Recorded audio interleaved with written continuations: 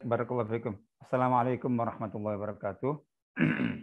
Assalamualaikum warahmatullahi wabarakatuh. Alhamdulillahirabbil alamin wassalatu wassalamu ala sayyidina Muhammadin sayyidil mursalin wa ala alihi wa ashabi ajmain. Allahumma ya rabbana lakal hamdu wa lakal syukru kama yanbaghi li jalali wajhika wa sultanik. Allahumma la nuhsi thana'an 'alaika anta kama asnayta 'ala nafsik.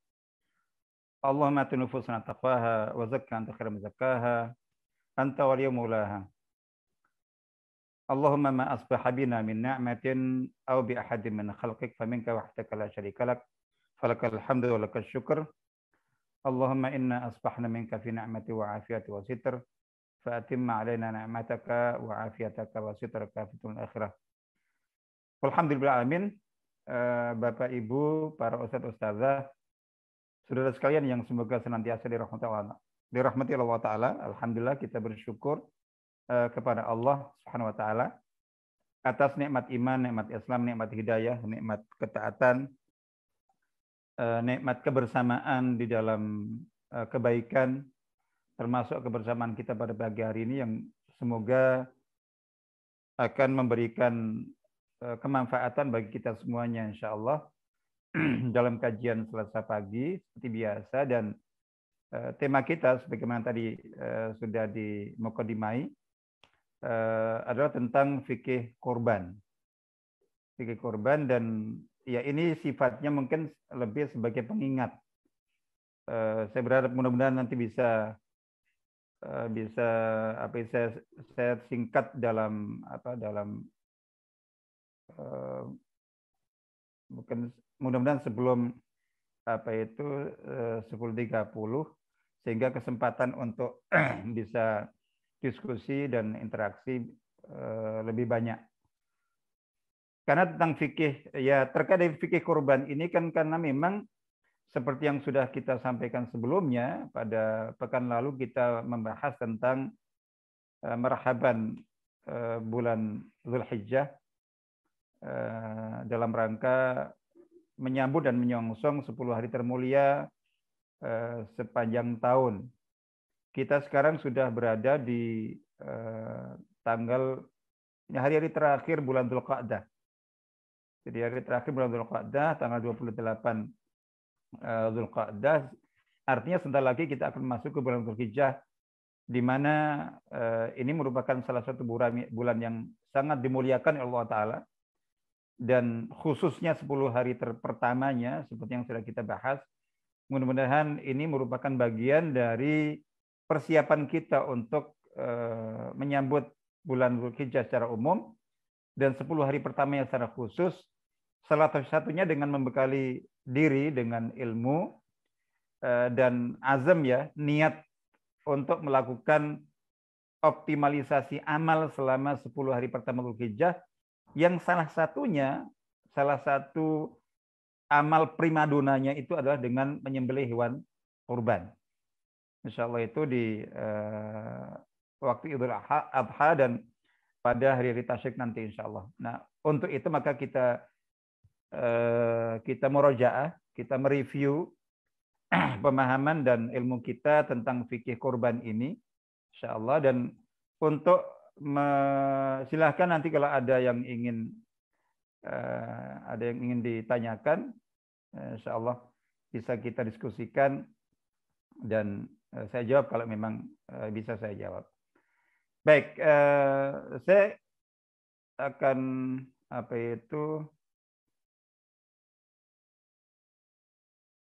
menampilkan share screen untuk supaya bisa lebih mohon maaf. Ya.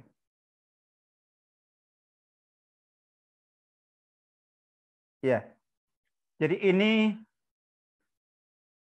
materi tulisan saya lama, jadi saya ambil dari materi lama tentang fikih kurban ini yang saya beri judul Kurban bukan sedekah daging. Ini rangkumannya saja. Tentang judul ini saya ingin sedikit jelaskan. Jadi korban bukan sedekah daging ini maksudnya bukan kok berarti korban bukan sedekah. Jadi makna dan muatan amal sedekah dan berbagi dalam korban tentu ada. Tapi yang dimaksud dengan korban bukan sedekah daging itu ini tujuannya untuk sebagai pengingat dan juga meluruskan kesalahan persepsi. Mungkin banyak kalangan, banyak kaum muslimin jadi gitu yang barangkali yang mohon maaf.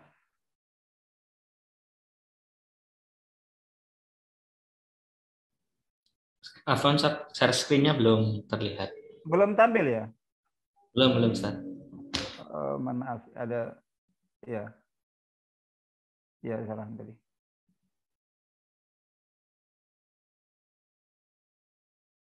Sudah ya? Mohon maaf tadi ada kesalahan. Sudah. Jadi ini tujuannya untuk mengingatkan saja. Itu mengingatkan saja bahwa yang harus dipahami oleh kaum muslimin dengan hadirnya bulan Dzulhijjah dan hari raya Idul Adha yang biasa juga disebut dengan Idul Kurban itu, terus kemudian salah satu amalan utamanya adalah beribadah kurban. Jadi ada dua yang paling utama, amal dan ibadah yang paling utama dalam bulan Dzulhijjah ini. Yang pertama itu hanya bagi sebagian kecil umat Islam, yaitu melaksanakan ibadah haji. Itu tentu puncaknya. Tapi ini khusus bagi yang Allah panggil, Allah beri kesempatan untuk bisa ke tanah suci. Persentasenya tentu kalau dibandingkan umat Islam sedunia ya tentu sangat sedikit sekali. Itu jelas. Tapi untuk yang terbuka bagi seluruh umat Islam, itu yang kedua adalah ibadah kurban. Yang berdasarkan hadis disebutkan bahwa urgensi dan tingginya nilai ibadah kurban sebagai sebuah ibadah itu mengungguli salat Id-nya sendiri. Jadi salat Id sendiri. Nah, baik. Jadi di sini maksudnya ketika datang bulan Dzulhijjah, kemudian datang Idul Adha, hari raya kedua di dalam Islam, dan kemudian salah satu amal ibadah yang dilakukan adalah berkurban, itu yang harus kita pahami, kurban ini adalah sebuah ibadah ritual. Ibadah ritual. Meskipun tentu ada di dalam ibadah ritual itu ada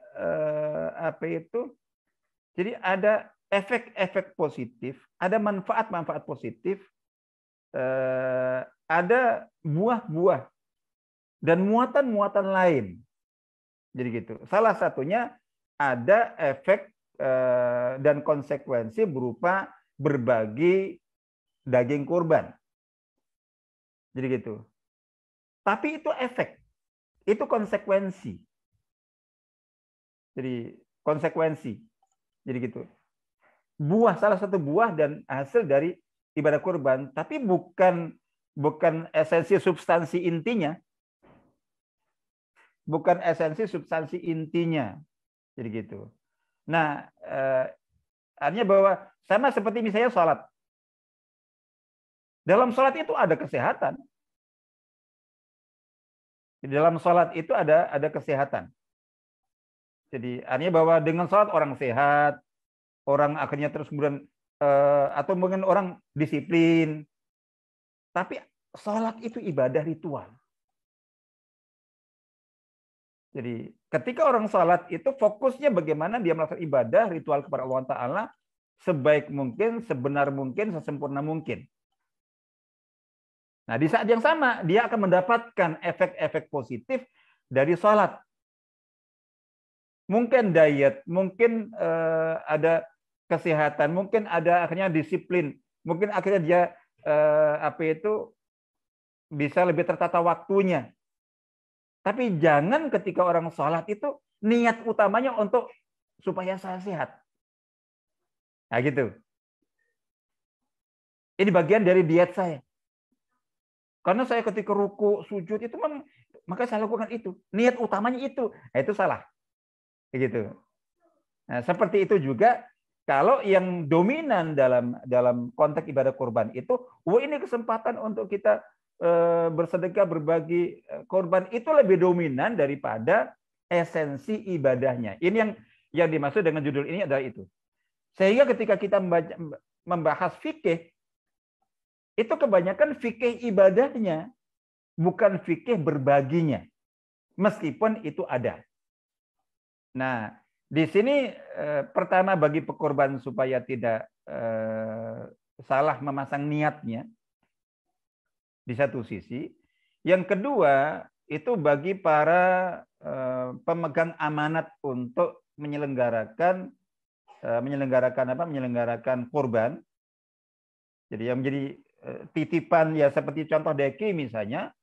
Jadi yang menerima dan juga lembaga-lembaga, masjid-masjid, panitia-panitia kurban itu supaya juga perhatiannya sebelum bicara tentang nanti setelah kurban disembelih itu dibagi ke siapa, kemana, ke segala macam itu fokusnya adalah bagaimana amanat pelaksanaan kurban itu terlaksana dengan sah, dengan baik, dengan sempurna secara praktek ibadahnya. Jadi gitu. Jangan sampai kemudian terlanggar di situ karena lebih fokus kepada pembagian dan aspek efeknya. Itu tujuannya insya Allah. Baik. Jadi secara ini singkat ya. Seperti yang tadi kita sebutkan sudah.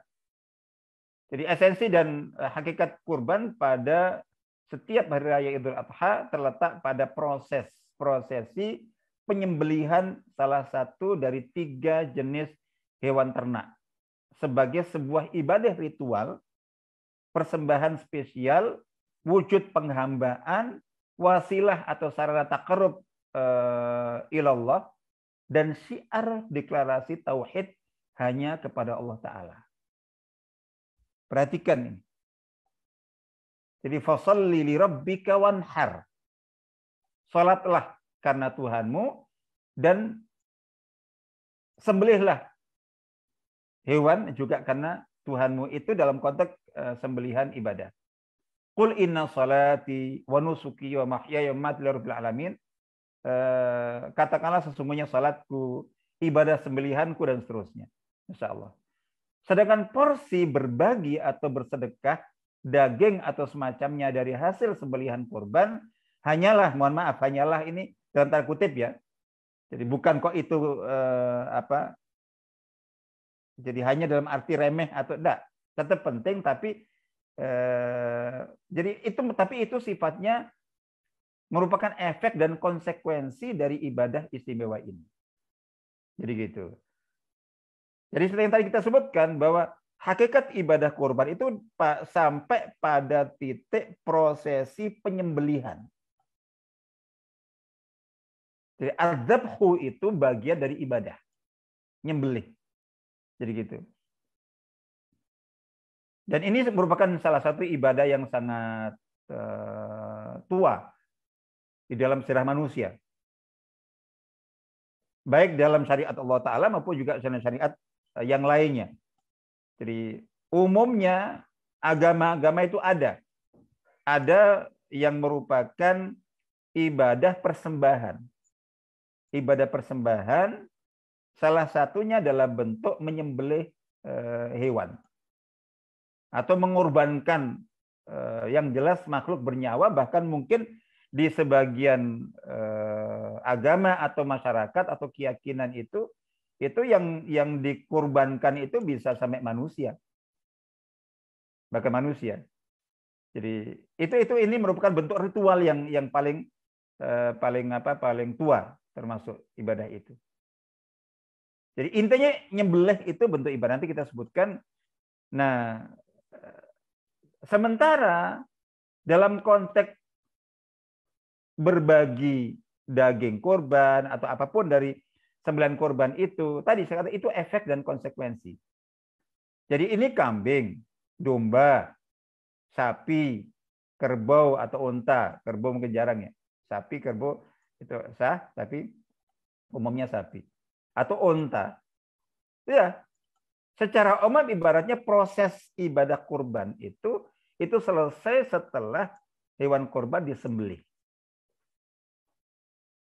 Nah, ini kan ada dagingnya, ada kulitnya, ada kepalanya, ada segala macamnya itu. Nah, ini sementara ini adalah sembelihan yang halal. Jadi gitu.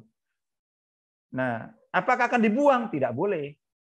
Yang dibuang bangkai, yang dikubur bangkai. Ini harus dimanfaatkan.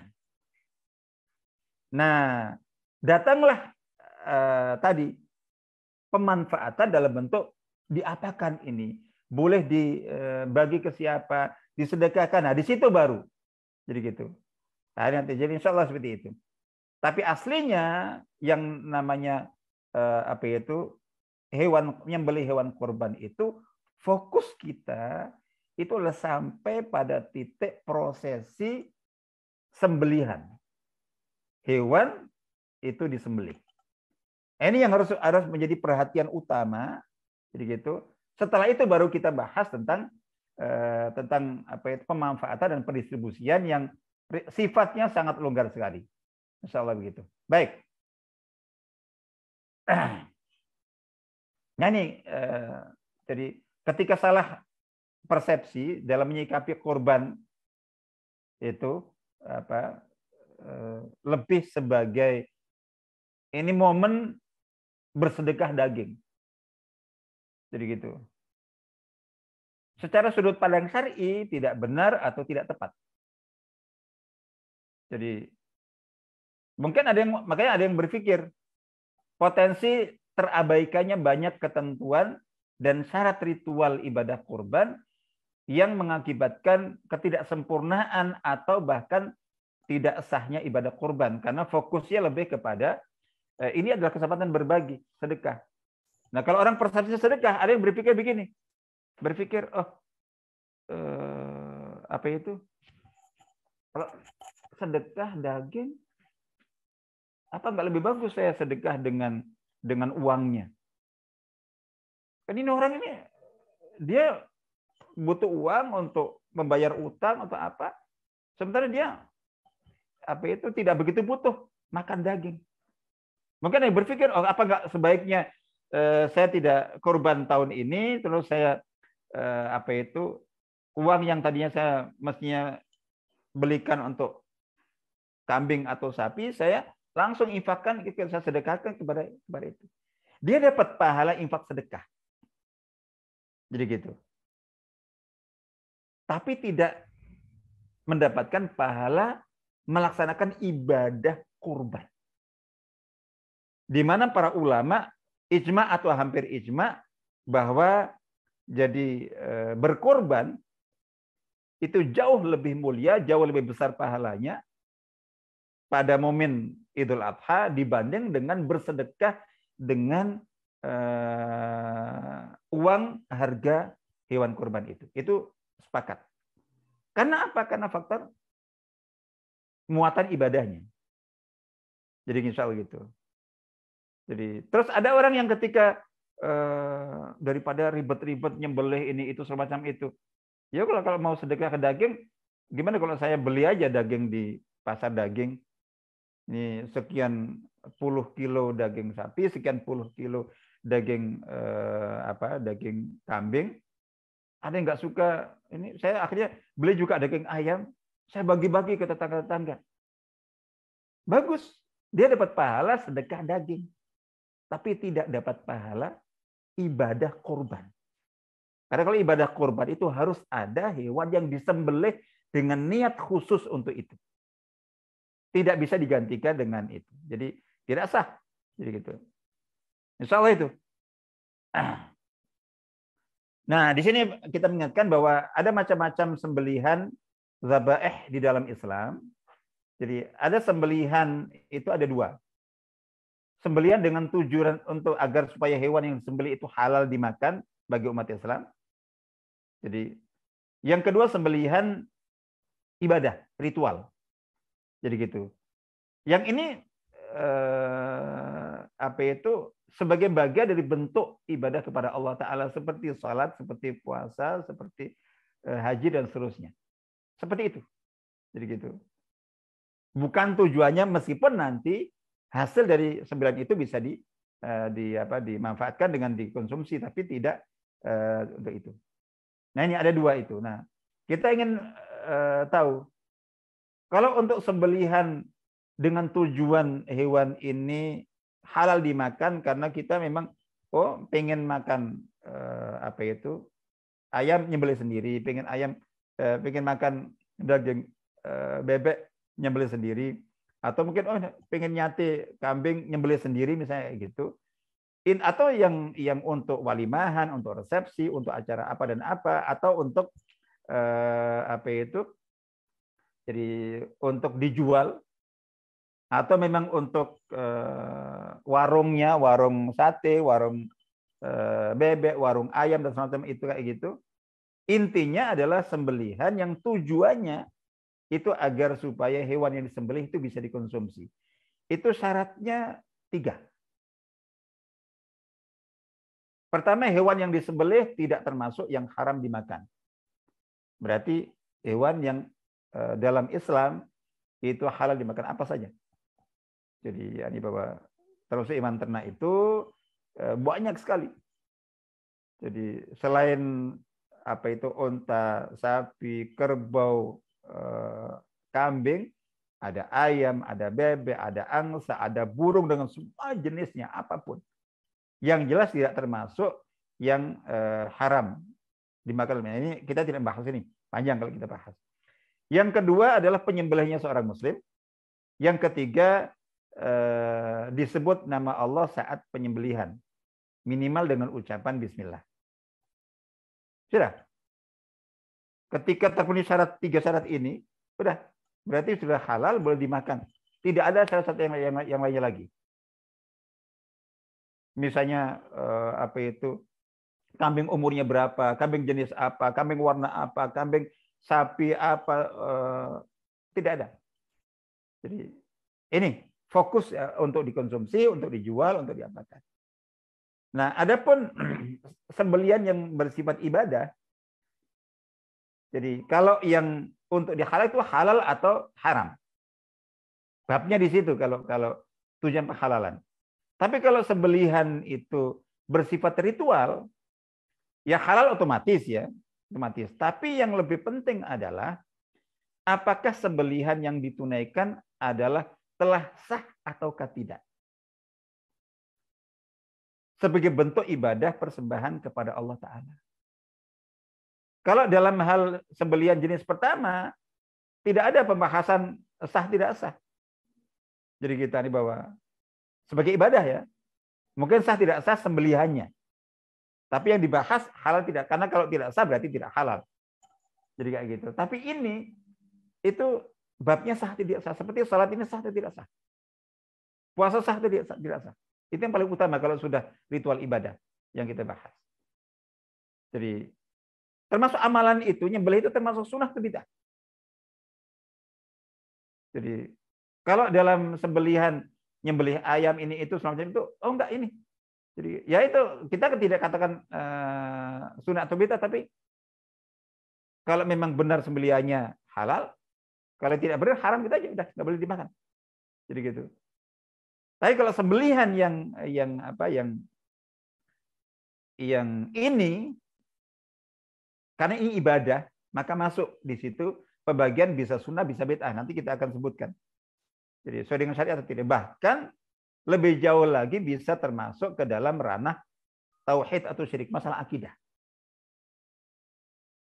Bisa termasuk dalam masalah ranah akidah. Jadi misalnya sah tidak sah itu ya ketika nanti salah satu syarat di antara syarat-syarat sahnya ibadah kurban, misalnya kayak gitu, itu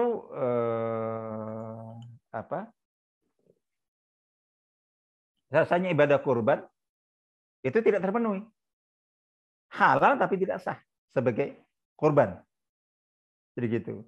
Misalnya nyembelih cempe. Karena ini dagingnya empuk.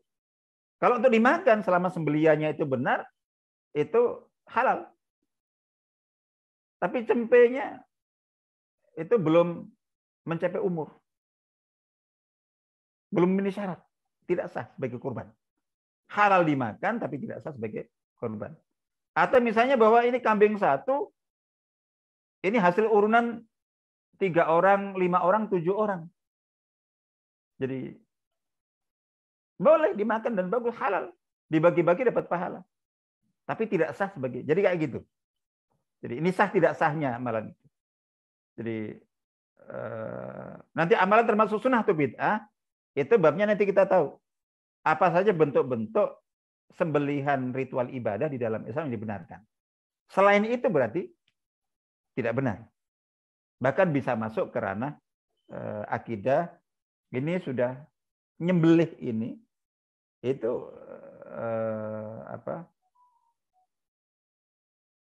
mengakibatkan seseorang melakukan kesyirikan. Dalam sebuah hadis disebutkan bahwa jadi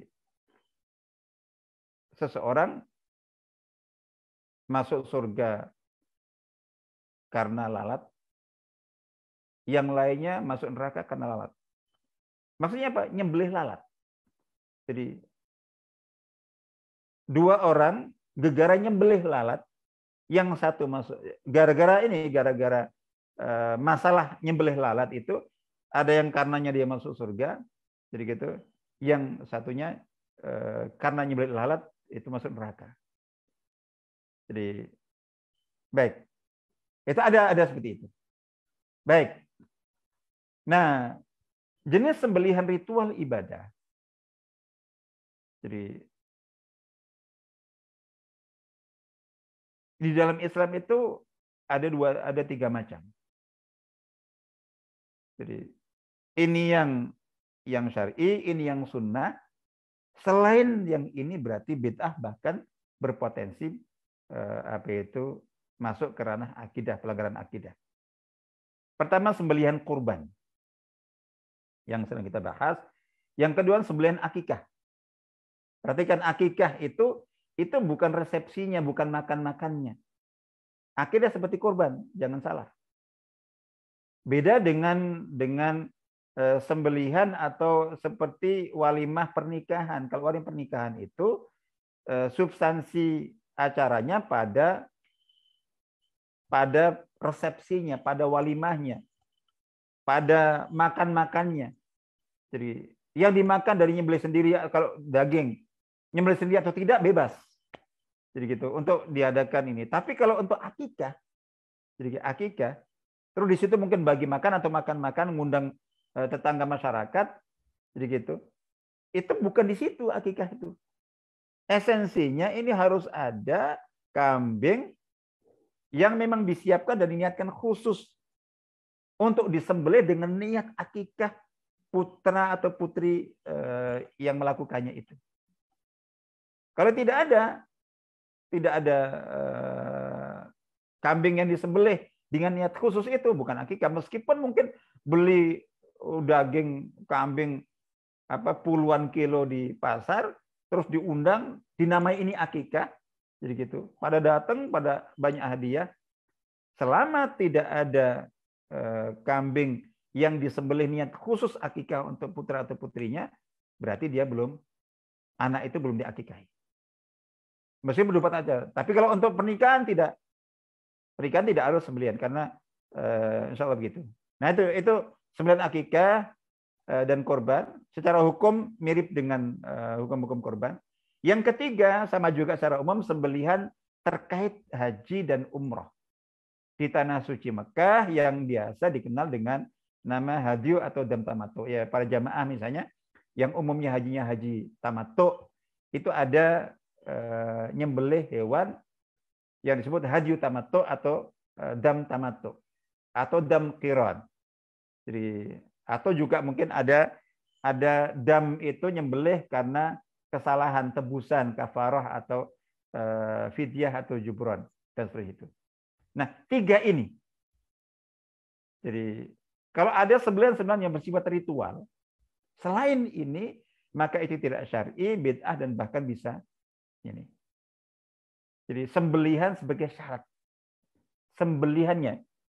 Sembelihan sebagai syarat pengobatan sakit. Nyembelih apapun. Jadi sembelihan, perhatikan, sembelihan sebagai syarat pembangunan rumah. Sembelihan sebagai syarat pembangunan jembatan. Sembelihannya ya, bukan kok bangun rumah terus kita ngundang masyarakat untuk di situ selamatan, makanan, oh enggak masalah, enggak. Jadi gitu. Ini nyembelih apapun itu. Jadi ayam putih, ayam hitam, kambing apa, kambing itu sebagai syarat. Ini kalau kamu bangun rumah tanpa nyembelih itu bisa celaka. Misalnya kayak gitu. Jadi gitu. Atau apa gitu. Jadi termasuk ini mungkin syarat, katanya ini anakmu ini kalau kamu nggak nyembelih ini, itu anakmu nanti susah hidupnya. Jadi semua sembelian-sembelian sebagai syarat apapun yang bersifat ritual. Ritual itu artinya berarti tidak bisa dilogikakan. Jadi tidak bisa dilogikakan. Jadi kenapa kok ini kok sakit-sakitan terus ya? Tolong sembelih ini, misalnya gitu. Nah, sembelihnya ya diyakini nyembelih inilah yang akan membuat dia nggak sakit lagi.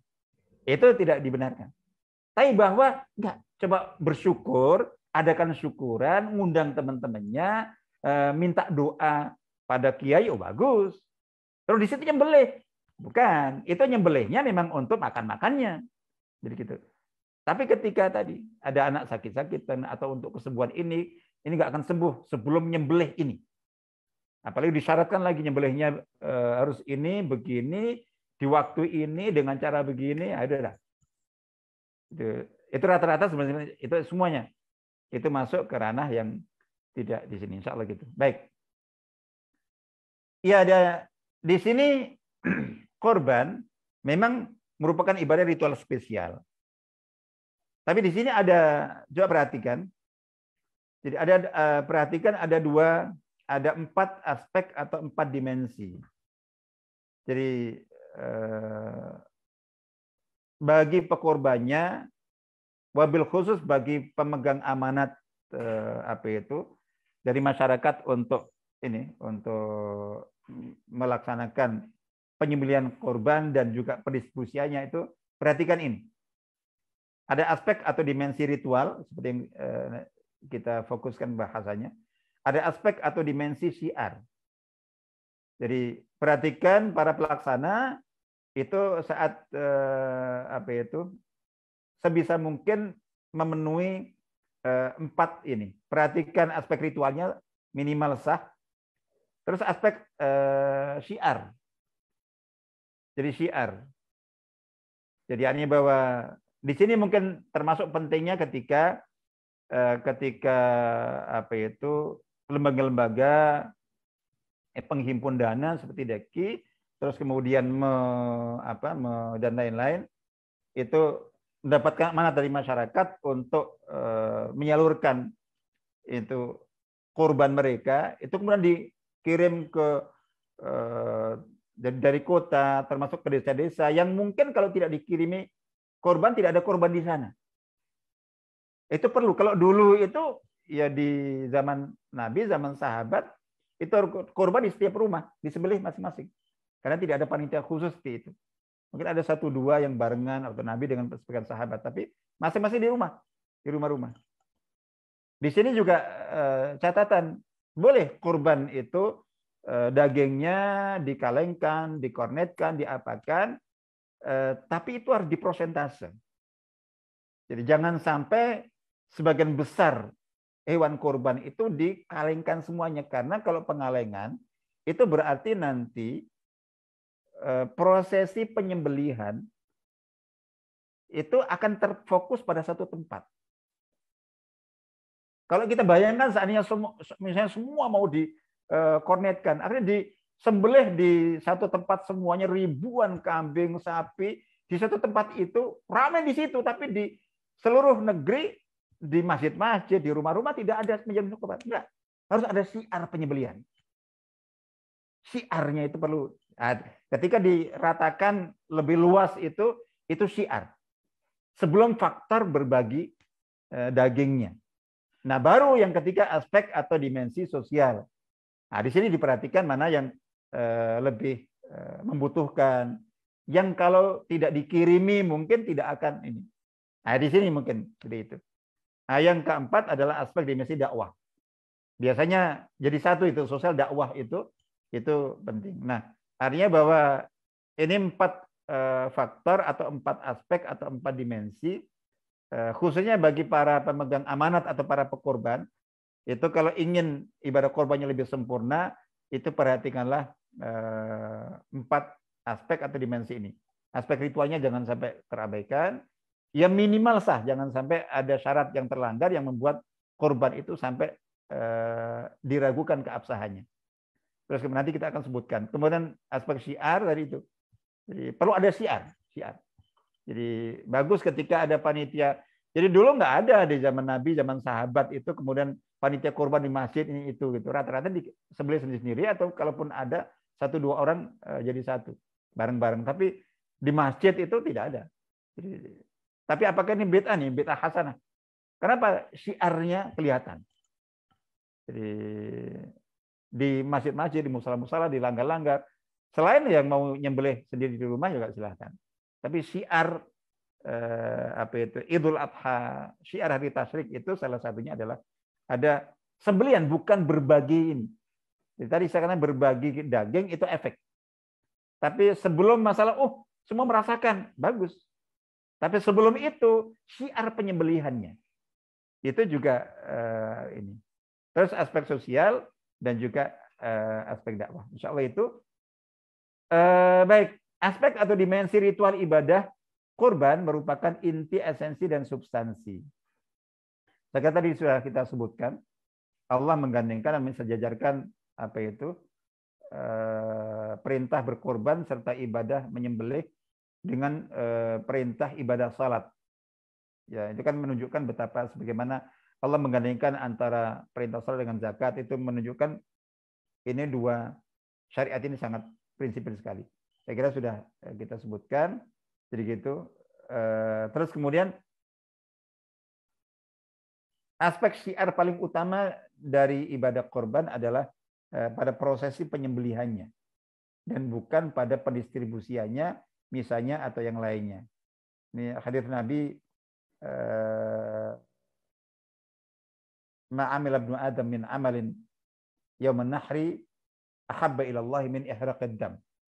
Coba untuk menegaskan bahwa inti ibadahnya ada prosesi penyembelihan, itu sampai bahasa Nabi itu tiada satu amal pun yang dilakukan seorang anak manusia pada yaumun nahar, yaitu hari raya kurban, yang lebih dicintai oleh Allah selain menumpahkan atau mengalirkan darah hewan kurban yang disembelih.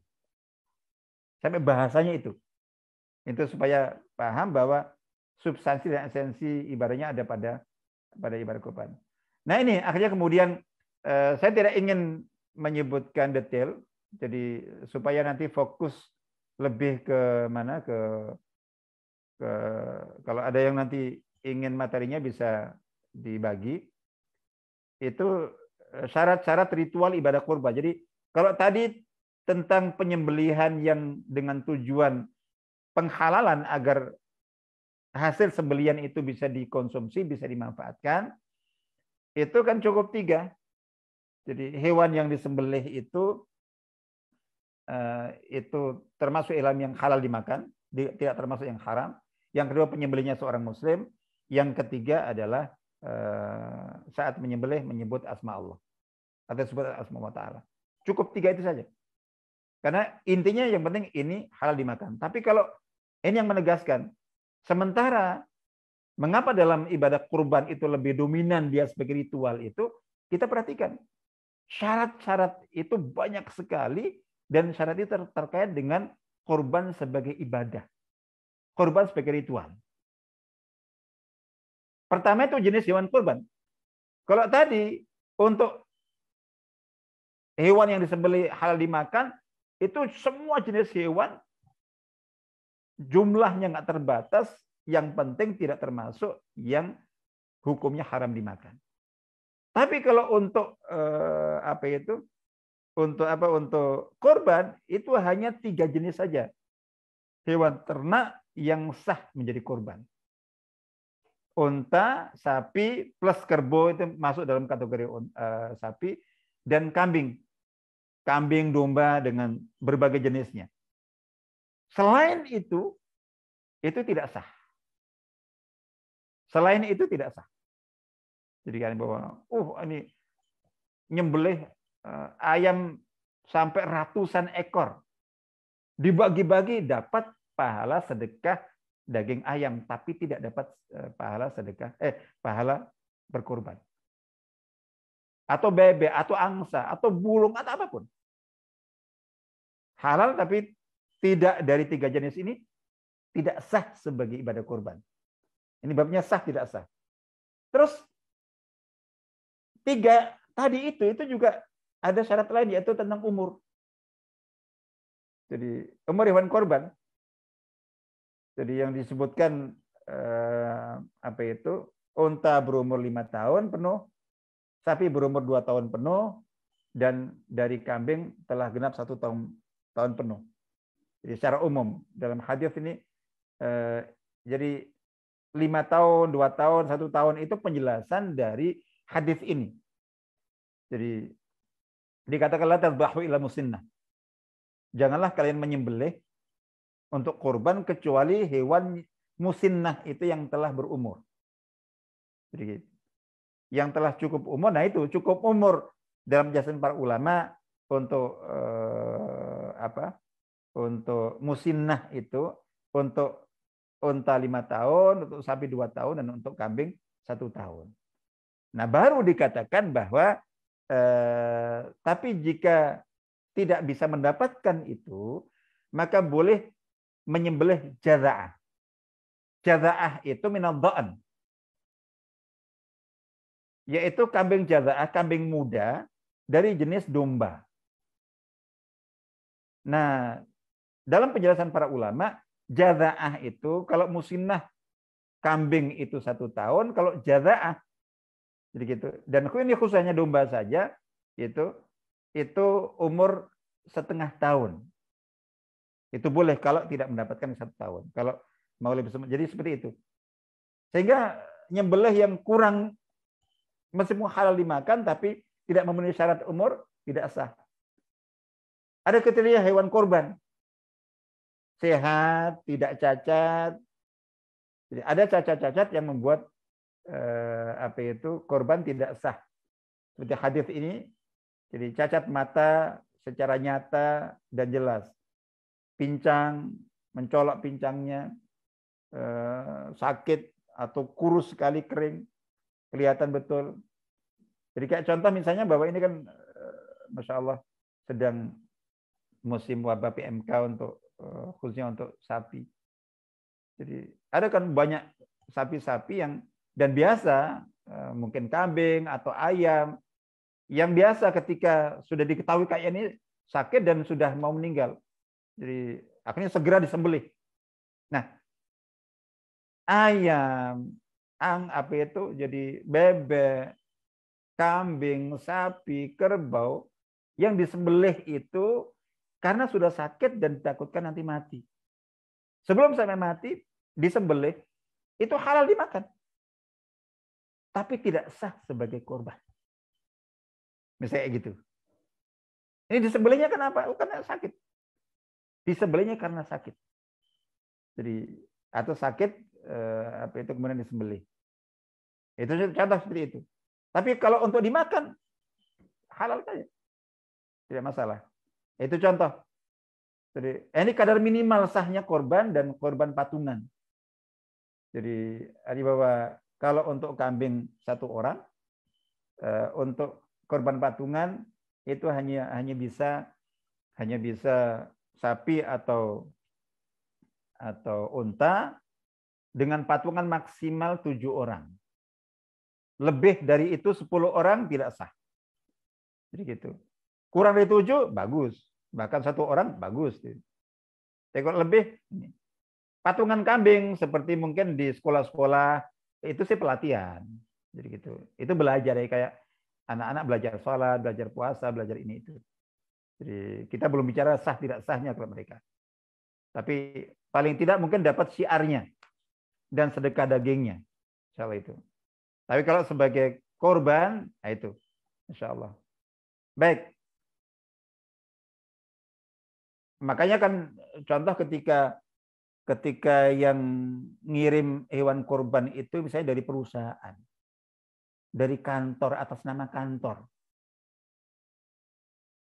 Kalau atas nama kantor, atas nama perusahaan, ini kan milik orang banyak.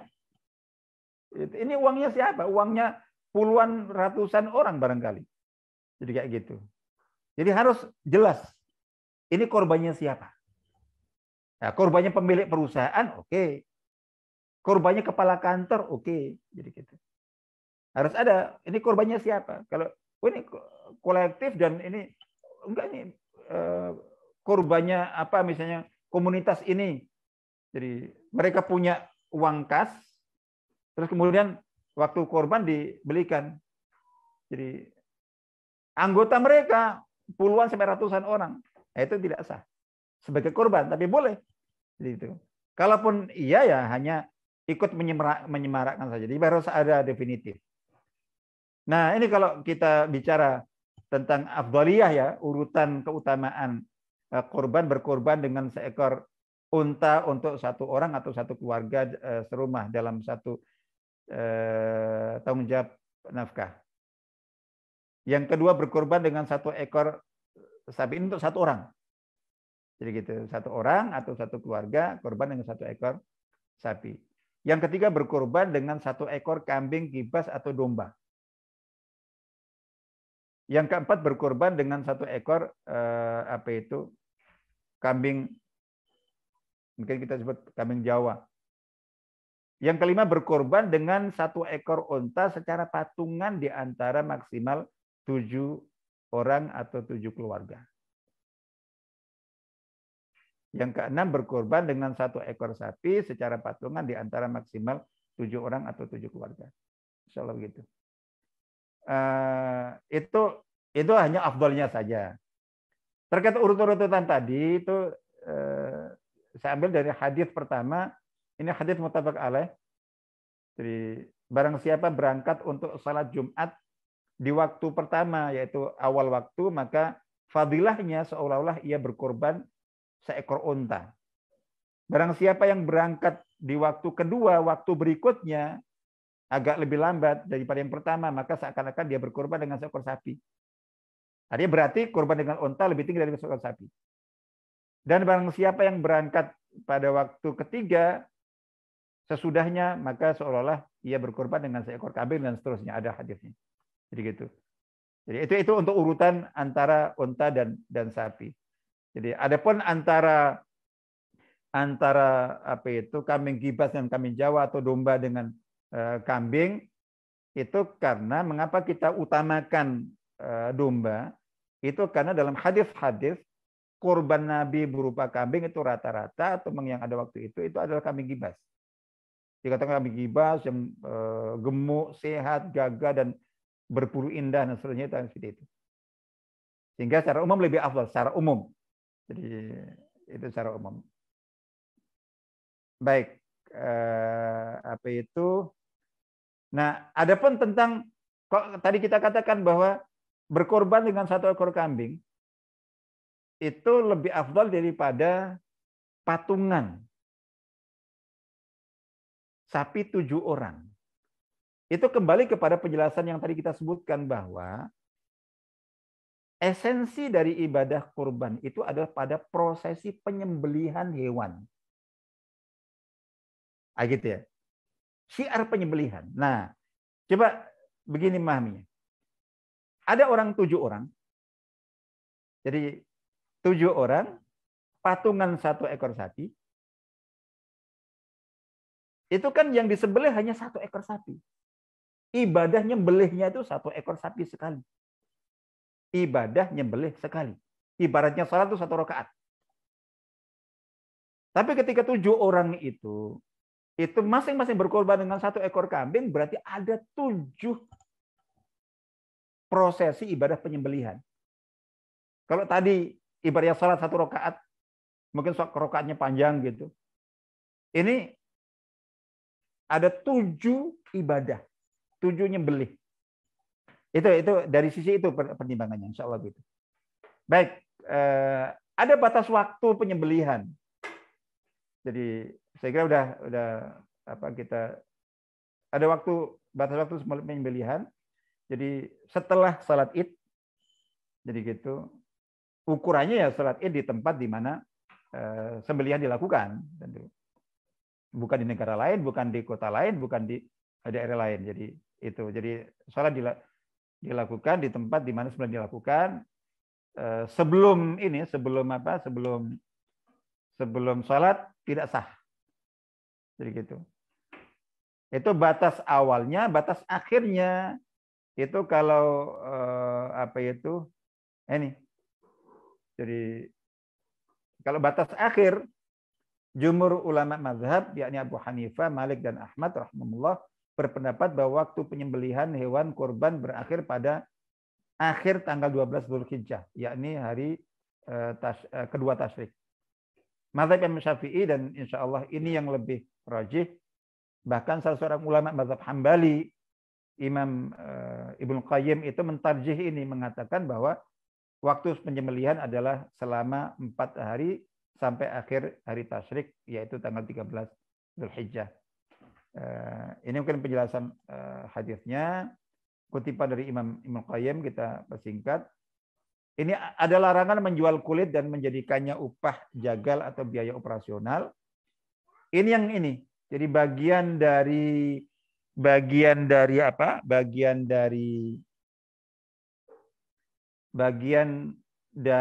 hukum ibadah kurban yang terkait dengan pengelolaan hewan kurban setelah disembelih. Tadi kan kita sebutkan bahwa esensi ibadah kurban itu terletak pada prosesi penyembelihannya. Jadi selebihnya hanya tinggal masalah pemanfaatan. Tapi ada, dan pemanfaatan longgar selonggar-longgarnya. Pemanfaatan, pendistribusian, pembagian itu longgar selonggar-longgarnya. Nah, hanya ada satu ini, hukum yang terkait dengan hukum ritual ibadah kurban setelah hewan kurban disembelih, yaitu tentang penyikapan cara memperlakukan kulit. Jadi gitu. Jadi ini bahwa intinya kulit dan daging itu tidak boleh dijual. Tidak boleh menjadi biaya operasional, misalnya ongkos jagal dan lain-lain gitu. Jadi itu tidak boleh. Tapi hukum larangan menjual itu berlaku untuk pekurban dan wakil pekurban. Perhatikan. Yang tidak boleh jual kulit, jual daging, jual apa itu adalah pekurbannya atau wakil pekurban. Jadi gitu. Sementara kalau penerima itu bebas. Sudah nggak terkena hukum korban. Penerima daging, penerima kulit, penerima apa saja. Jadi gitu. Termasuk wakil penerima. Perhatikan. Termasuk wakil penerima sudah tidak terikat dengan hukum korban. Yang terikat dengan hukum korban itu adalah pekorban dan wakil pekorban. Ya, wakil kan memang mengikuti hukum yang diwakili. Baik, insya Allah itu saya kira khusus ini saya ada tulisan lama juga tentang cara memperlakukan kulit hewan kurban. Silakan dibaca. Nah, di sini larangan mencukur rambut dan memotong kuku. Kalau ini bagi pekurban, jadi bagi yang memang sudah berniat untuk berkorban, insya Allah. Jadi ya kalau sudah berniat berkorban, itu sekarang tanggal 28, 29, jadi gitu. Nah ini terkait dengan apa itu? Jadi hukum larangan bagi korban untuk mencukur rambut ini hadirnya jelas. Jadi idza ra'aitum hilal dzulhijjah wa arada ahadukum an yudhi fala jika salah seorang di antara kalian hendak berkurban setelah masuk bulan Dzulhijjah, itu maka janganlah ia mengambil atau mencukur rambutnya atau memotong kukunya sedikit pun sampai korbannya disembelih. Cuman ini jadi hukumnya apa itu? Mohon maaf. Jadi ini antara ada khilafiyah, antara ada yang berpendapat haram, ada yang berpendapat makruh. Jadi ya kalau mau amannya ya intinya bagi yang sudah berniat korban, itu perhatikan nanti tanggal 1 Dzulhijjah, perhatikan itu kalau memang sudah ada pengumuman kapan 1 Dzulhijjah, ya berarti sejak saat itu, berarti kalau mau cukur rambut, mau potong kuku itu sebelumnya. Itu amannya, meskipun hukumnya kalau mengikuti hukum makruh ya tentu tidak sampai ke dosa kalau seandainya melanggar. Baik, insya Allah itu. Kalau untuk pemanfaatan, saya hanya sebutkan sifatnya sangat longgar sekali. Jadi gitu. Pekorbanan keluarganya boleh, bahkan sunnah menikmati bagian dari daging korbannya atau membagikannya kepada siapapun. Perhatikan, membagikannya kepada siapapun. Jadi boleh. Itu bagi siapapun, termasuk bagi orang yang paling kaya sekalipun, termasuk bagi non-muslim, termasuk bagi siapapun. Itu. Jadi tidak ada batasan secara umum. Hadis-hadis yang menyebutkan seperti di sini kulu wa at'imu wa dakhiru, makanlah, bagikanlah, makanlah sebagian, bagikanlah sebagian, simpanlah sebagian, atau kulu wa tasaddaqu wa dakhiru, makanlah sebagian, sedekahkan sebagian, simpan sebagian. Itu semuanya perintah untuk arti mubah. Artinya boleh. Tapi bukan dengan arti wajib. Jadi maksimal itu sunnah hukumnya. Jadi maksimal sunnah. Jadi artinya bahwa, tapi ini itu boleh. Artinya boleh dimakan, boleh ini. Insya Allah begitu. Baik, apa itu? Ya termasuk kan ada mungkin pendapat-pendapat yang mengatakan bahwa ini kebiasaan panitia korban itu biasanya nyisikan daging untuk nanti di sate rame-rame, digulir rame-rame, dimakan bareng-bareng, itu katanya nggak boleh.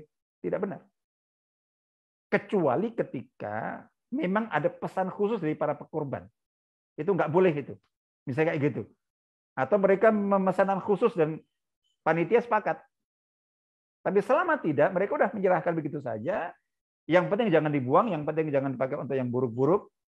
Itu ya boleh, insya Allah. Tidak ada. Karena memang longgar selonggar-longgarnya, tidak ada masalah, insya Allah. Karena intinya adalah daging dari hewan kurban itu pokoknya manfaatkan. Nah, cuman tentu bentuk pemanfaatan yang lebih baik yang tadi kita sebutkan. Jadi yang memenuhi 3 dimensi tadi itu, 2 dimensi yaitu sosial dan dakwah. Yang ada muatan sosialnya dan ada muatan dakwahnya. Silahkan. Itu lebih bagusnya saja. Tapi kepada siapa saja itu boleh. Karena sifatnya pemanfaatan. Yang penting jangan sampai dibuang dan disia-siakan. Proses penyembelihan secara umum saya kira apa itu. Jadi ini sudah bisa dipahami. Insyaallah. Saya kira itu mungkin ya. Silahkan, mungkin barangkali mungkin ada ini yang saya kurang tahu. Iya. Insyaallah mungkin apa itu selebihnya barangkali ada prosesi ini saya kira sudah maklum secara umum. Jadi gitu. Jadi silakan barangkali diinikan. Oke.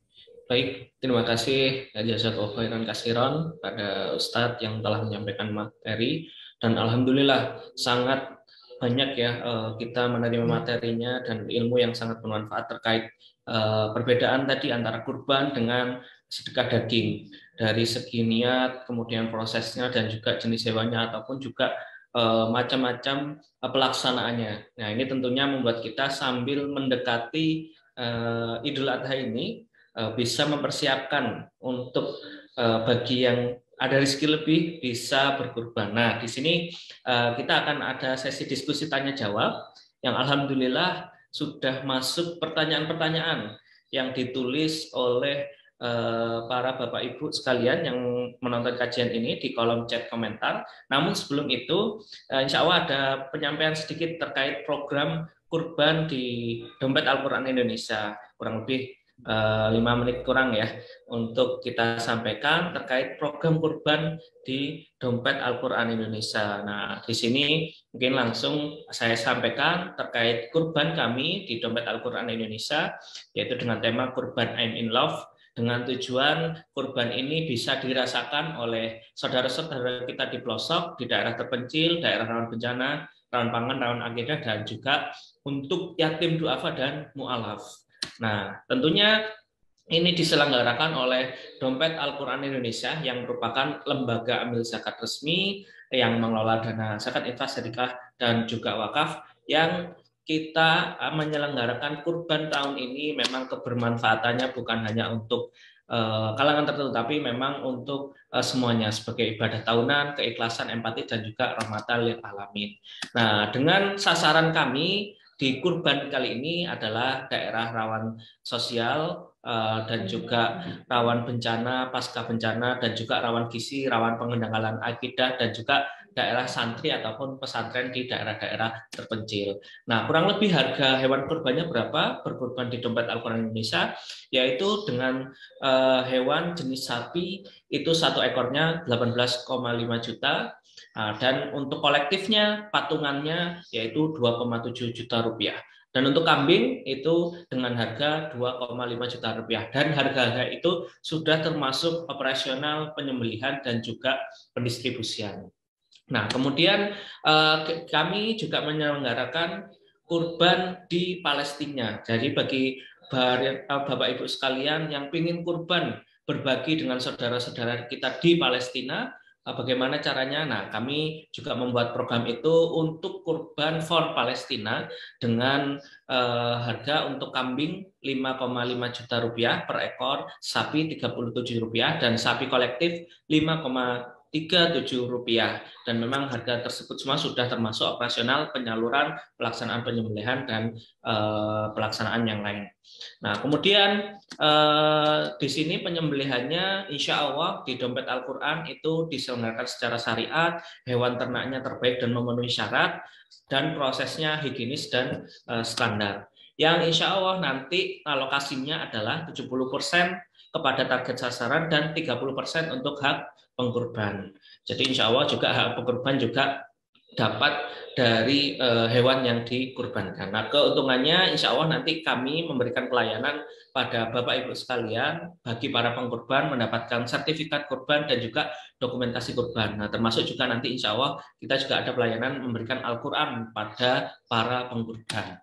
Nah, ini adalah dokumentasi pengkurban kita di tahun lalu di daerah pelosok, daerah yang memang tadi yang disebutkan Ustadz ya, di sana masyarakatnya itu jarang makan daging, yang memang hanya makan daging di momen-momen tertentu. Di sini di daerah ini daerah mu'alaf di pelosok Mojokerto. Nah, kemudian ada program lain juga kita. Nah, di sini ada problem ya di Indonesia, ada PMK sekarang ya, penyakit mulut dan kuku itu merupakan penyakit sapi yang memang di sisi lain menjadi kehati-hatian, kewaswasan orang untuk menyelenggarakan kurban sapi khususnya. Dan memang ini mulai ada pengetatan ya dari pemerintah atau pihak keamanan terkait kurban sapi. Nah, kami memberikan solusi tadi yang sudah disampaikan Ustadz. Jadi ada kebermanfaatan tertentu yang memang ketika kurban itu dijadikan kemasan kaleng atau kornet. Yang memang ini andaikan di masyarakat kita semua banyak kurban sapi sebagai syiar, nah mungkin sebagian bisa dikornetkan atau dikalengkan. Karena di hari H, hari tasyrik atau penyembelihan banyak sekali kita ketahui di rumah-rumah warga atau masyarakat di perkotaan itu daging-daging kurban. Nah, tentunya kalau kornet ini insya Allah kebermanfaatnya berbeda dan jauh lebih banyak kebermanfaatnya ke masyarakat. Nah, karena apa? Nanti di sini kurang lebih kornetnya ini bisa dibagikan juga ke daerah rawan sosial, rawan bencana, rawan gizi, dan pendangkalannya, dan untuk daerah santri ataupun pesantren. Intinya bisa dibagikan dalam jangka waktu yang panjang karena jangka waktunya itu kurang lebih 2 tahun untuk kornet. Nah, dengan ketentuan seperti gimana? Nah, kurang lebih wadahnya seperti ini, dan kami juga membantu para pengkurban yang ingin kalengnya itu didesain atau di branding dari yang diinginkan. Apakah itu didesain deki, ataukah itu didesain perusahaannya atau lembaganya, seperti itu ya. Dengan harga satu sapi itu 18,57 rupiah, nanti itu menjadi 450 kaleng kornet, yang memang ini penyembelihannya nanti akan dilaksanakan di hari tasyrik. Nah, untuk waktu pengerjaannya kurang lebih 1,5 bulan sampai 2 bulan, yang nanti akan menjadi kaleng kornet sehingga siap didistribusikan di berbagai macam daerah dengan jangka waktu yang lumayan panjang. Nah, kurang lebih seperti itu, dan kebermanfaatannya, kornet tersebut bisa tahan lama, bisa praktis dalam penyajian, mudah untuk disantap, distribusinya cepat dan siap saji. Nah, ini tentunya bisa digunakan untuk berbagai macam kondisi yang memang nanti itu digunakan untuk di daerah-daerah yang memang itu terkadang rawan bencana, rawan akidah, rawan pelosok, dan daerah terpencil yang kesenjangan sosial di sana cukup tinggi. Dan ini adalah foto-foto penyaluran kami di daerah-daerah bencana, di Semeru, di Gempa Malang, kemudian ada juga di duafa-duafa di pelosok, kemudian juga untuk para yatim-yatim di daerah Pamekasan. Nah, kurang lebih itu untuk kornet, korban kornet, dan memang tadi untuk kornet itu 18,5 juta rupiah dengan mendapat satu sapi setara dengan 450 kaleng, dan hak pengkurban nanti mendapatkan 135 kaleng kornet. Dan memang ini tadi yang kita sebutkan bahwa DKI sendiri menyelenggarakan kurban ini, tadi ada kurban berupa hewan di Indonesia dan juga kurban di Palestina dan juga kurban kemasan kaleng ataupun kornet. Kurang lebihnya itu terkait program kurban dari Dompet Al-Quran. Mudah-mudahan informasinya bermanfaat, dan bagi yang ingin berkurban cukup transfer saja ke rekening DKI yang insya Allah nanti bisa konfirmasi melalui hotline, dan kita tulis di kolom chat ini. Jadi bagi Bapak Ibu yang ingin berkurban, nanti bisa lihat di kolom chat ini cara mekanismenya bagaimana, transfernya ke rekening apa, dan konfirmasinya ke nomor hotline berapa. Nanti kita tulis di kolom chat ini. Oke, baik, terima kasih Ustadz ataupun Bapak Ibu sekalian. Itu penjelasan singkat terkait program kurban di Dompet Al-Quran Indonesia. Dan selanjutnya kita akan bacakan terkait pertanyaan-pertanyaan yang sudah ditulis di kolom chat komentar ini. Yang pertama ada ini dari hamba Allah terkait pertanyaan pertama, satu, bagaimana jika belum sanggup berkurban? Apakah bisa berkontribusi dalam ibadah kurban, misalnya bersedekah 100.000 rupiah atau 200.000 rupiah? Kurang lebih itu pertanyaannya, Ustadz. Langsung Iya, dijawab. jadi ini kembali kepada yang tadi kita sebutkan ya. Jadi itu kan kurban itu hanya salah satu bentuk dari amal yang paling afdal yang kita lakukan pada 10 hari pertama Dzulhijjah ini. Jadi gitu. Itu hanya salah satu. Artinya tentu itu bagi yang mampu ya, kayak termasuk apalagi yang sampai bisa haji, oh, puncak sekali. Tapi yang tidak bisa haji, yang tidak bisa kurban, dengan mengoptimalkan amal ibadah, termasuk tadi infak, sedekah, puasa, sholat, zikir, doa, membantu orang selamat 10 hari pertama Dzulhijjah, itu optimalkan itu. Yang infak tiap hari dari tanggal 1 mungkin 1.000, 2.000, 3.000 semampunya, itu nilainya berlipat-lipat dan insya Allah tidak kalah dengan yang korban. Jadi seperti itu. Jadi Allah senantiasa menyediakan kesempatan bagi siapapun. Jadi itu ketika terhalang untuk melakukan satu amal, itu pasti ada amal pengganti yang nilainya secara umum sama atau bahkan bisa melebihi. Jadi insya Allah gitu. Jadi tadi tentu bukan korban. Jadi artinya bahwa ya sedekah, tapi dilakukan pada 10 hari pertama Dzulhijjah sampai khususnya kalau untuk kemuliaan amal ibadah selain korban. Kalau korban kan bisa sampai tanggal 3 tanggal apa itu? Tanggal 13 Dzulhijjah kan. Selama hari tasyrik untuk korban. Tapi kalau untuk sedekah tentu dapat pahala, tapi kalau sedekahnya itu yang dengan nilai pahala berlipat-lipat tanpa batas, itu sampai tanggal 10. Jadi tanggal 10 Zulhijjahnya. Sehingga kalau apa itu misalnya bahwa ingin dapat nilai pahala sedekah karena tidak mampu korban, punyanya 100-200 ribu misalnya begitu, itu silahkan disiapkan infak dan sedekah terbaik itu dan ditunaikan antara tanggal 1 sampai tanggal 10.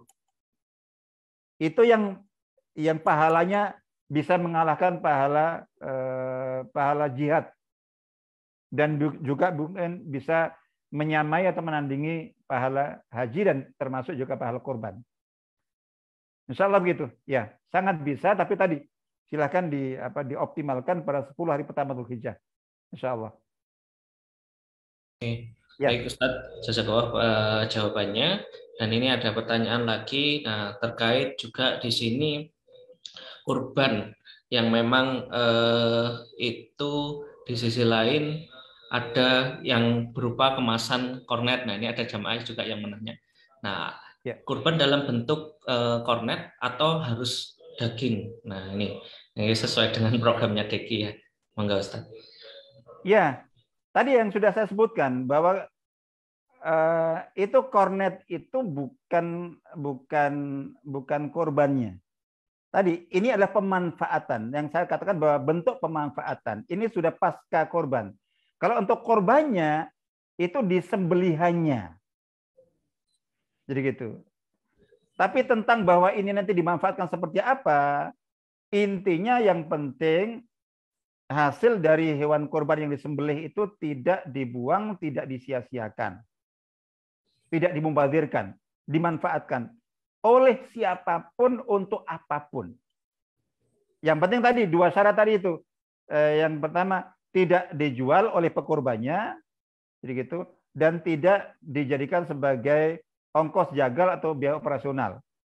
Selebihnya dimakan, disimpan, dibagi dalam bentuk kornet itu, jadi dibagi dalam bentuk kornet segala macam itu bebas bebasnya dan tidak ada batas waktu. Yang ada batas waktu sampai hari raya tasyrik akhir, jadi gitu, itu nyembelihnya. Tapi ketika itu bisa disimpan dan bisa bertahan termasuk dikornetkan tadi itu setahun, 2 tahun, 3 tahun, 4 tahun seandainya masih bertahan tuh boleh saja, nggak masalah. Nggak ada batas waktu. Jadi itu bentuk pemanfaatan. Kalau memang itu adalah dari sisi tadi memenuhi dimensi sosial dan dakwah. Itu misalnya di samping syiar, ya Masya Allah tentunya. Di situ memiliki pahala yang sangat luar biasa. Karena ada yang kadang-kadang misalnya, boleh nggak dimakan sendiri? Boleh saja. Kalau menurut saya boleh saja.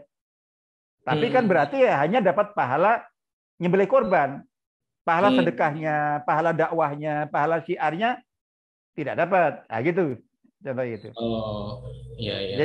Jadi itu kornet itu hanya salah satu bentuk pemanfaatan saat ini yang kalau memang itu memiliki nilai sosial, nilai dakwah, nilai syiar, itu ya tentu punya nilai pahala tersendiri dan lebih luas karena kebutuhan insya Allah.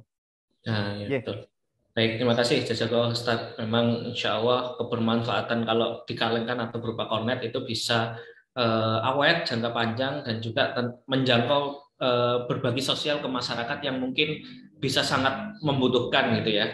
Gitu seperti itu. Nah, ini ada pertanyaan lagi Ustaz terkait hewan yang disembelih.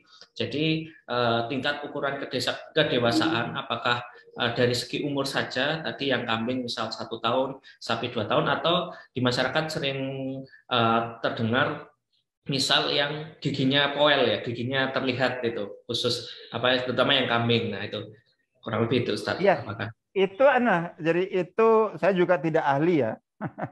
Ini yang ahli mungkin ya orang mungkin peternak atau mungkin belantik gitu ya, atau yang memang ahlinya atau mungkin dari pihak medis mungkin yang memang paham itu. Tapi intinya di sini, jadi itu maksudnya mungkin itulah tanda.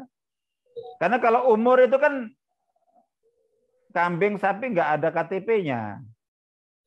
Nah, sehingga mungkin itulah memang tanda yang mereka pahami, yang dikenal dan umum. Saya justru kurang paham di situ. Mungkin ini ke ahlinya. Jadi yang penting ukurannya memang bukan bukan gemuknya, bukan sehatnya, bukan apanya, tapi memang itu umur aslinya. Jadi musinnah itu adalah yang berumur, musinnah. Jaza'ah masih muda. Jadi gitu. Itu yang sudah berumur. Nah, ukuran umur para ulama menetapkan itu. Nah, cuman kan karena tentu peternak, orang yang sudah terbiasa itu tentu tahu tandanya. Wong mereka nggak, tadi saya katakan, mereka nggak ada aktanya. Jadi nggak ada aktanya. Bagaimana mengetahui ya? Tentu ada tanda-tanda. Oh, kalau gini berarti umurnya sekian. Ini sekian. Bahkan yang sudah ahli itu melihat itu sudah tahu. Jadi ya kayak gitu. Nah itu yang saya nggak paham. Jadi aslinya adalah tentang umur. Nah tentang gigi tadi itu berarti tanda yang dikenal selama ini untuk menunjukkan umur. Jadi gitu. Kalau ini belum begini berarti masih belum.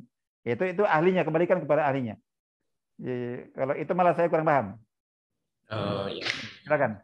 Baik Ustadz, terima kasih jawabannya. Memang tadi ya tergantung di umur ya, dengan mungkin ditandai dengan apakah itu pertumbuhannya, giginya atau yang lain-lainnya. Ya, tentunya ini tadi ya karena hewan itu tidak ada aktanya, akta kelahiran ataupun tidak ada dinas kependudukan hewan, akhirnya dengan ditandai sesuatu hal. Ya mudah-mudahan tercerahkan kita semua. Nah ini ada muncul lagi pertanyaan dari Mas Wildan. Izin bertanya Ustadz, apakah boleh menyembelih kurban di hari terakhir hari tasyrik tapi pada malam hari, Ustadz? Oh, enggak. Kalau hari terakhir itu Marabi tidak. Tadi kan kita sebutkan bahwa hari terakhirnya itu tentu ya hari akhir itu batas akhir hari itu adalah maghrib. Maghrib ya. Dalam hitungan hari berdasarkan kalender Hijriyah itu hari mulai itu dari maghrib. Jadi makanya nanti seperti contoh nanti apa itu tergantung ya. Artinya bahwa nanti kalau ini kan ada potensi perbedaan wallah alam tentang awal Dzulhijjah. Jadi antara tanggal 30 Juni dengan tanggal 1 Juli. Jadi gitu. Ini seandainya misalnya bahwa kalau tanggal sekarang 28 ya. Iya, 28, 29 berarti lusa. Lusa itu hari apa berarti? Kamis. Kamis. Kamis tanggal 30 ya. Iya. Jadi seandainya Kamis itu tanggal 1, itu berarti sudah mulai maghrib malam Sabtunya, malam Kamis itu sudah sudah masuk tanggal 1 Dzulhijjah. Ya kayak gitu. Nah, sehingga itu batas hari itu maghrib. Sehingga batas akhirnya itu kalau mau nyembelih malam nggak masalah, tapi jangan di hari terakhir. Hari terakhirnya sampai maghrib. Tapi kalau hari kedua, hari tasyrik kedua, tanggal 12 misalnya, malam 13 nggak masalah. Jadi nyembelih malam, siang bebas. Tapi kalau itu sudah lewat waktunya. Batas akhir. Nanti jadi sedekah biasa, bukan ibadah kurban lagi. Oh iya. Kalau itu, jadi jangan sampai melewati hari akhir apa itu maghrib. Tapi itu batas akhir maghrib tasyrik. Oh, iya. Jadi maksimal ya berarti setelah asar sebelum maghrib disembelihnya. Iya. Jadi bahwa nanti dikuliti, kelolanya setelah malam nggak masalah, tapi yang nyembelihnya itu jangan sampai lewat maghrib akhir hari tasyrik. Iya. Oh iya, betul. Baru siap Ustaz. Berarti kalau misal andikan penyembelihannya dilaksanakan di 10 Zulhijjah sebelum sholat Id juga bisa Ustaz. Misal malam gitu ya, maghrib gitu ya, sebelum sholat Id besok paginya, Ustaz. Gimana? Loh, kalau enggak, tadi kan nggak boleh. Nggak boleh ya? Karena batas awalnya kan setelah sholat. Oh iya, betul. Bukan masalah tanggal 10-nya. Kalau untuk awalnya bukan masalah tanggal 10-nya. Awalnya itu sesudah sholat Id. Sampai jadi pernah sekali sampainya itu akhir hari tasyrik, babnya di situ. Nah, akhir hari tasyrik itu hari tasyrik tanggal 13 Dzulhijjah akhirnya itu adalah maghrib. Jadi gitu. Hari terakhir. Tapi kalau awalnya itu Setelah sudah ada sholat. hadisnya jelas. Bukan tanggal 1 Dzulhijjah. Bukan tanggal 10 Dulu ya. Dzulhijjah. Ya. Tapi sesudah sholat Id. Gitu. Oh ya.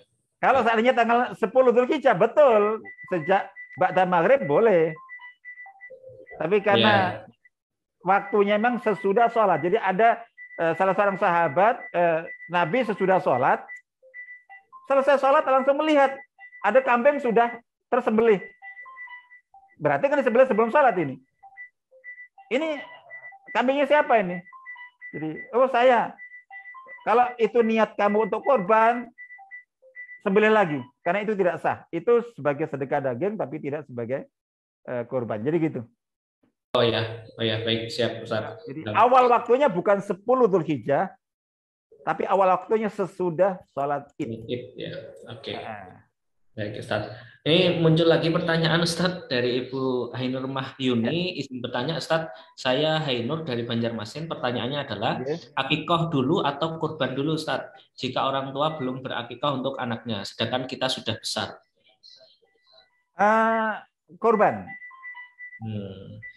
Jadi artinya bahwa secara umum kurban, karena secara kan aslinya kan syariat akikah itu kan pada saat kecil ya. Untuk yang sudah dewasa ada perdebatan. Jadi kan dia begitu. Tapi ada yang membolehkan akikah setelah dewasa. Tapi kan khilafiyah. Jadi sementara kurban itu sepakat semua sunnah muakkadah. Tentu kalau bisa dua-duanya boleh gitu. Ada yang membolehkan, yang setuju dengan penggabungan niat Kalau saya tidak. Kalau saya lebih setuju masing-masing. Kalau korban-korban, akikah-akikah. Soal gitu. Jadi artinya bahwa sehingga kalau tidak bisa dua, jadi gitu, maka prioritasnya adalah korban, karena korban itu hukumnya sunnah muakkadah muttafaq alaih. Jadi disepakati kesunahannya, sementara untuk akikah yang sudah bagi yang sudah dewasa itu khilafiyah. Yang muttafaq alaih didahulukan daripada yang khilafiyah. Tadi ada yang berpendapat boleh itu dengan double niat. Tapi saya sendiri secara pribadi kurang setuju. Karena aslinya niat ibadah itu satu. Ya. Ya, silakan. Ada yang lain? Maaf. Ini terakhir pertanyaan Ustadz dari Erik Kristiari. Assalamualaikum Ustadz. Saya mau tanya, misal ada beberapa orang secara berkelompok ikut satu bagian senilai 1/7 sapi, lantas mensedekahkan satu bagian tersebut kepada seseorang agar bisa ikut berkurban, apakah itu sah sebagai kurban dari seorang penerima? Mensedekahkan gimana? Jadi ini kasusnya beberapa orang kelompok kemudian ikut kolektif sapi 1/7 Ustaz. Nah kemudian itu disedekahkan bagian tersebut kepada seseorang agar bisa ikut berkurban. Jadi diatasnamakan ke satu orang. Awalnya sumber dananya dari kelompok. Nah, kemudian ikut kolektif kurban, kemudian diatasnamakan satu orang. Seperti itu, Ustaz. Iya, satu orang itu jangan formalitas. Jadi memang diberikan sudah. Misalnya begini, saat ini kok ya semacam inilah, semacam memang sudah sepakat, udah tahun ini kita memang ini, tapi ini kita berikan ke ini dia yang korban tahun ini.